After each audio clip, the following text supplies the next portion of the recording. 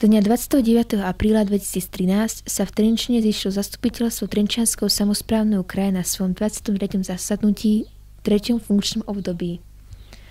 Pred hlasovaním o programe vystúpil predseda poslaneckého klubu Karol Janas a požiadal o začiatok mimoriadneho rokovania zastupiteľstva k návrhu rozpočtu Trenčianskeho samosprávneho kraja na roky 2013 až 2015. Regionálny parlament prerokoval zmeny všeobecne záväzných nariadení, upravilo výšku príspevku na čiastočnú úhradu nákladov na nákup potravín, príspevku zákonného zástupcu žiaka na režijné náklady školskej jedálni a výdajnej školskej jedálni na povinný riaditeľa Strednej odbornej školy obchodu a služieb v Púchove.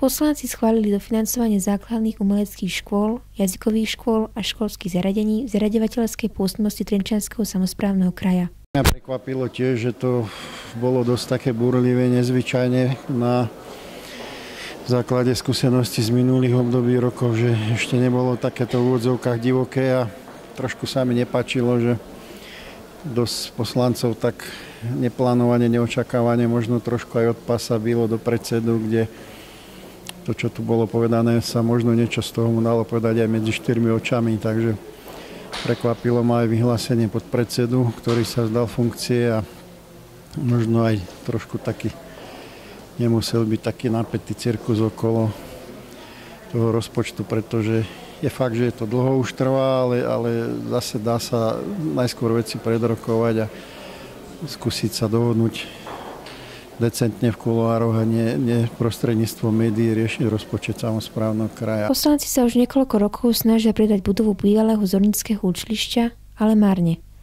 Návrh odpredaja pre poslancov je nepriateľný, alebo cena pre kupujúcich je vysoká. Trenčiansky samosprávny kraj dal vypracovať geometrický plán, ktorý rozdelí nehnuteľnosť na dve časti. Hodnotnejšiu a menej hodnotnejšiu. Tú lukratívnejšiu časť chcel za 150 000 eur odkúpiť Ekomat. O jeho predaji rozhodoval krajský parlament aj s poslancami Bánoviec Petrom Bulíkom a Richardom Makíšom.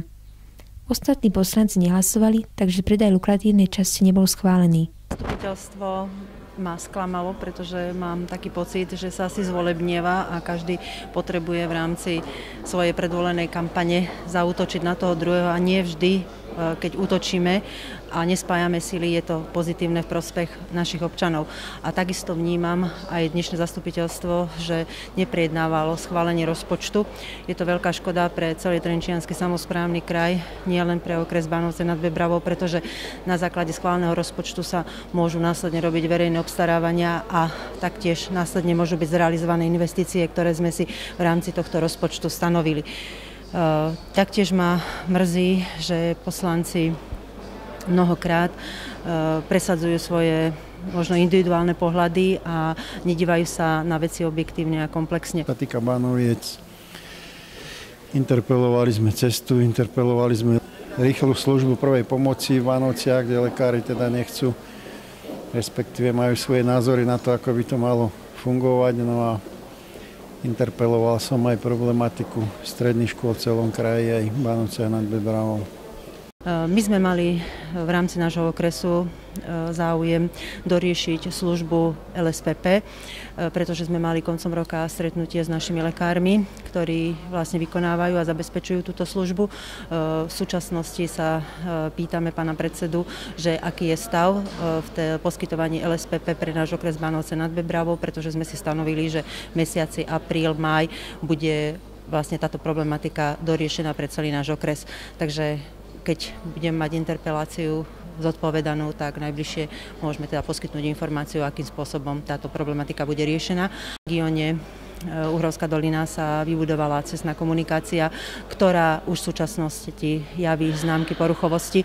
Predpokladáme, že okraje krajníc sú poškodené z titulu nadmerného zásobovania a ťažby dreva, preto vyvoláme stretnutie s predstaviteľmi obvodného úradu cestnej dopravy a takisto príslušných organizácií a budeme mať na zreteli to, že teda táto cesta a tento projekt je trvalo udržateľný 5 rokov a preto bude musieť byť táto oprava cestnej komunikácie v budúcnosti zabezpečená a takisto Vúcka bude žiadať, aby teda podielali sa na jej oprave tí, ktorí ju poškodili. Najbližšie riadne rokovanie regionálneho parlamentu je plánované na 24. júna 2013.